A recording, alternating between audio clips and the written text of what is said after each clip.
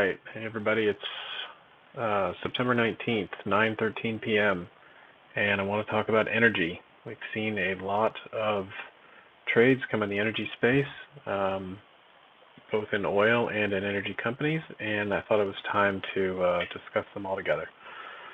So going in chronological order, we have XLE. This chart shows the three largest trades in 2023. The first two are ranked. This most recent one wasn't, but we can see that this came in, we got a pullback, this came in, we got a pullback, and now we've got one here that's not quite as large as these two, but substantial. And we don't have a real pullback yet, but we've got what appears to be some kind of overshoot in progress. And if we look a little more closely, here's the print. We've got the next day or so, it took a leg higher, and then retraced and cut below the print, and then recaptured, and came back down again. And now we're sitting right at the same level as of today's close. I still think this is a sell. I think it's a sell, but we haven't reached exhaustion yet. The reason I don't think it's a buy is because it's a large enough trade that I would expect price to kind of march forward without this much chop. A buy of that size, you would not typically see it retrace twice now to test this level. And given the fact that it arrived after such a long rally, many months have passed, this is consistent with selling, and what's happened after it is consistent with overshoot and distribution and some amount of time that it takes for institutions to unload whatever remains of their position. So I think it's a sell, but we have not had any kind of meaningful break below the print. So as of this point, there's really nothing to do other than to consider closing or hedging, closing longs or hedging or trimming or in some way managing positions that may be on the long side, as this looks like it's running out of gas here.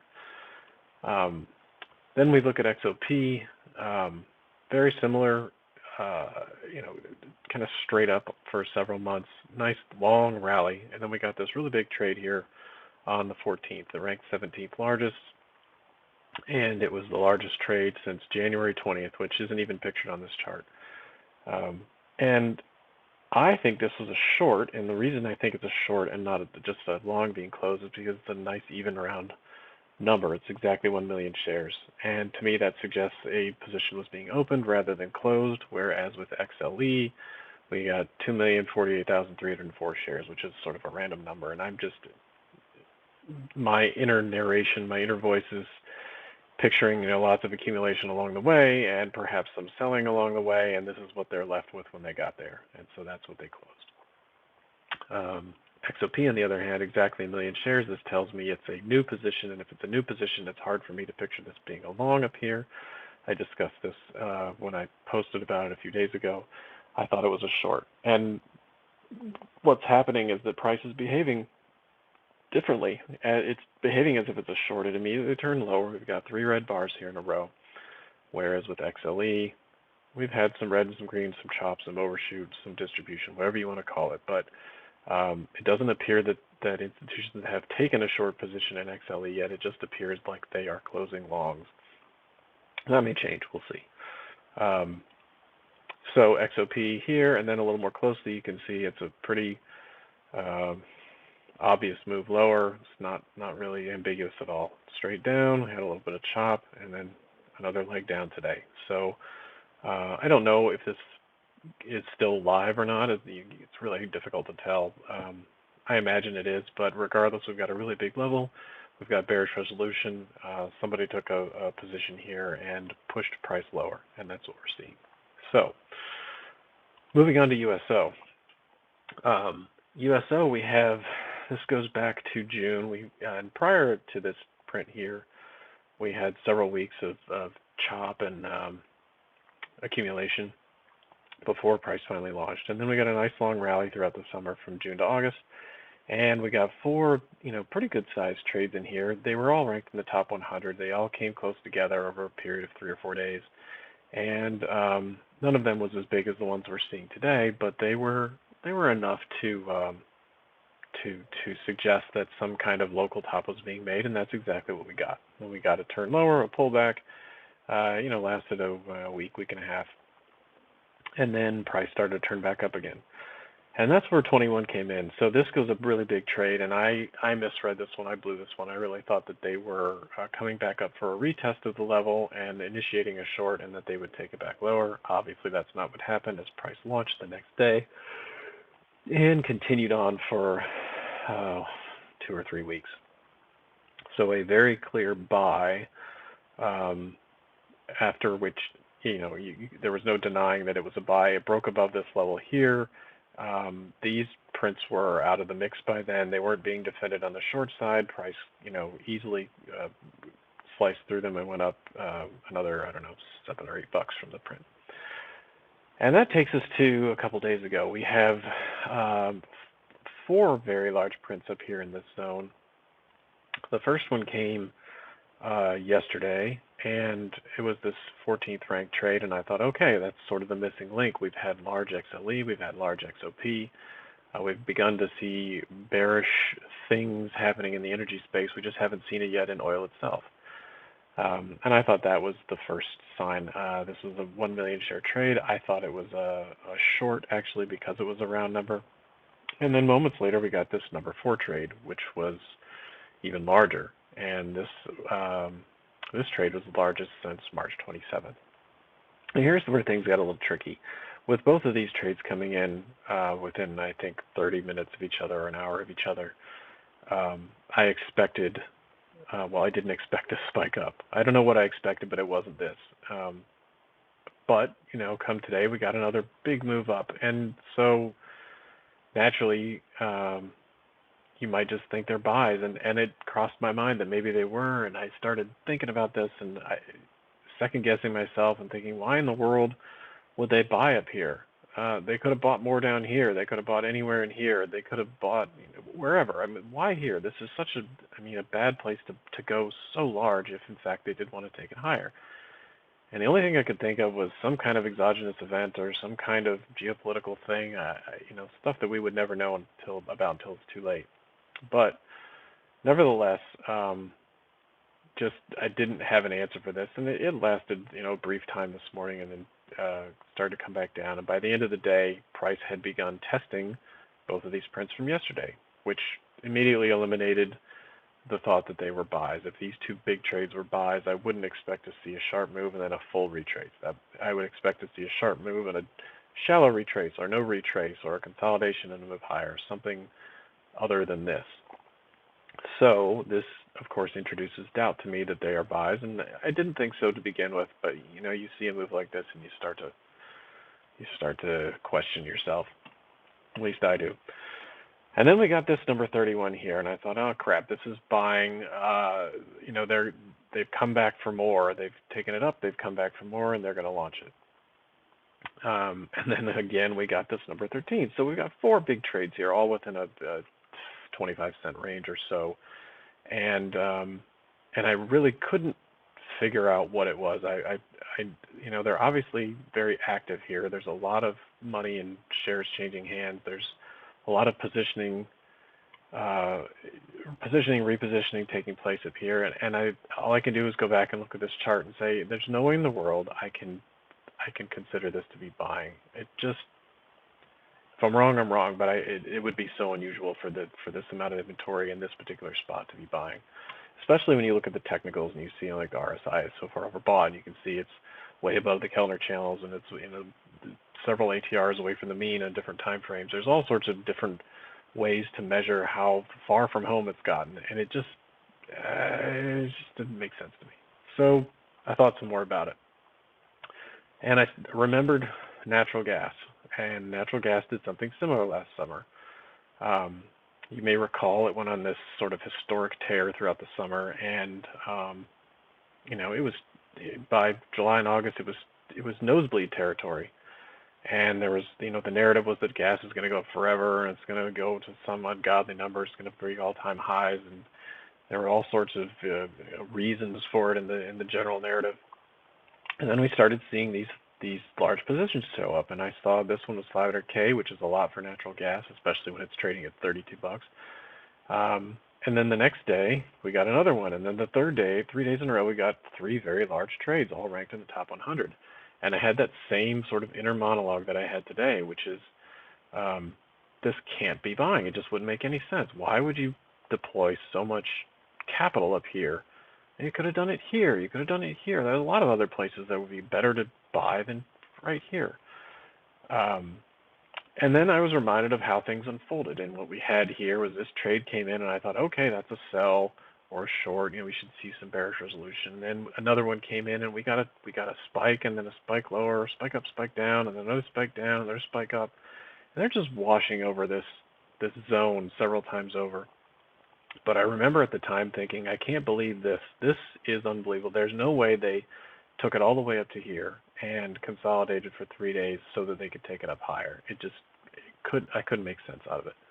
But they did. They shot it back up, and I remember being filled with self-doubt and frustration. The positioning didn't align with the price behavior, and I couldn't figure it out. For a day or two until it finally came back. And then it came back into the range, and as you can see, it stayed in this range for another week and a half. Didn't go anywhere. We didn't get any more large trades. It just took them forever to distribute. This move up here was some kind of fake out or fake breakout or stop run, or I don't know, call it what you want. I don't know. But the point is it didn't take long after price shot up here for it to return back to the level at which the prints arrived. And that's the zone that it stayed in for a while. We had some dips, and then it came back to test. We had some dips, and then it came back up to test here again in mid-September. But from August 17th to September, 2nd or 3rd, price remained relatively flat. And this was the distribution process in play. This was inventory being handed off to retail from institutions. Some big trades. There were probably several other smaller ones here too. Obviously there were.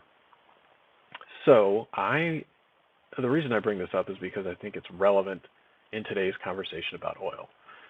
We have what could be construed as a similar pattern unfolding, where we've got all this inventory in here, and we've got spikes up and spikes, not even really spikes down. Maybe we'll get a spike down, but price is sort of gravitating towards this narrow range, this 25-cent range, just as it did here. When these four came in over a period of 4 or 5 days, this topping process here took a little while, and the trades weren't as large as what we're seeing here, but it wasn't also, with the power of hindsight, we can see that this was only an intermediate high.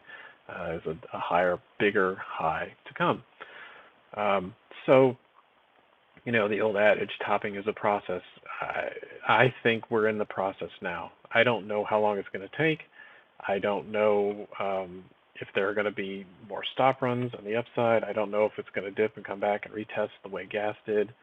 And I don't know if it's going to last a day or a week or a month or longer. But I think that it's begun. And my expectation is that at some point when they're done distributing, they're going to let price resolve lower. So the way I'm going to play this is to not do anything until price is definitively lower than the lowest of these four prints, which at this time is 81.23. It's 81.23 or 81.24. This guy here. I want to see price get below it, and I want to see, ideally, I'd like to see it come back up and retest from below, but sometimes it happens and sometimes it doesn't. Regardless, no, I'm not going to fool with any kind of short position for as long as price is meandering up here. I need to know that these are out of play or not being defended on the long side, or in some way that they have bearish intent before I will even consider any kind of a short position. Now, shorting's not for everyone, and shorting oil is, many times a fool's errand. So I am not recommending that. For those of you that trade on the long side, the only thing I would say is, if you have a long position, this is sort of an invitation to reconsider it. You know where they're positioned, you know where they're active, and you know that if price breaks below it, that would be a signal that they're not defending it anymore, and that longs are no longer safe. And if you don't have a position at all, but you keep hearing about how oil's going through the roof and you're tempted to chase it, this should be enough to let you second guess that. So, and in closing, nothing's guaranteed. maybe I'm wrong. I was wrong about this number 21. I didn't think they were buying, and they did. And if they are buying here, and oil's going to go much, much higher for whatever reason, and the reasons don't matter, but if it is going to go higher, then it's going to go higher. I'm not interested in trying to chase by buying high and hoping to sell it higher. I'm not a breakout trader. I'm not someone who seeks these, you know, setups that are buy high and hope for the best. That's not my style. But some people are, and maybe that'll work. And if you do attempt something like that, when you're wrong. If price gets below these levels, that it's time to bail on that trade. It's not working because longs aren't being defended. But I still think it's bearish. I think that the narrative hasn't changed yet. I think that, I heard today that Kramer's actually calling for the top in oil, which of course made me second guess even making this video in the first place. But from what I can see, the narrative is still that oil is hot and it's going to keep going, and for whatever the reasons, I don't know. But positioning does suggest otherwise. This up here is not consistent with bullishness, just like this wasn't. Just like this wasn't.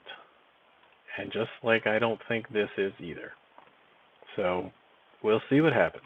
But regardless of what you do or don't do, you have your parameters. You know where they're positioned. And if you know where they're positioned, you know where you can define your risk. You know when you're wrong. You know when you've got on the wrong end of a trade and you need to get out. And you know when you're right. And you can set a stop and let it go.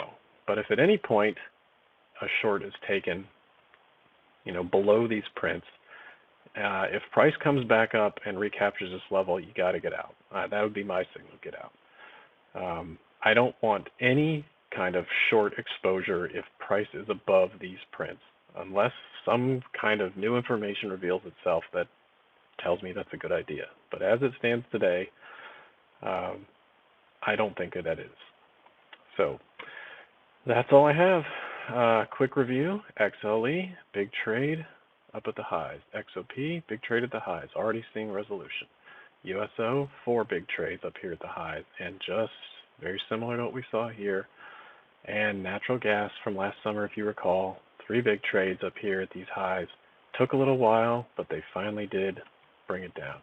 And the people that were buying gas up here, good luck to them, but that it obviously didn't turn out well. And I would expect something like this to happen again. So that's it. Thanks for listening. If you guys want to try the site, come on by. It's free for a week. And lots of different plans, lots of different options. If you have questions, send me a DM on Twitter, send me an email. Click this button down here at the bottom, and you can email me anytime. Thanks for listening, and I'll see you guys soon. Bye.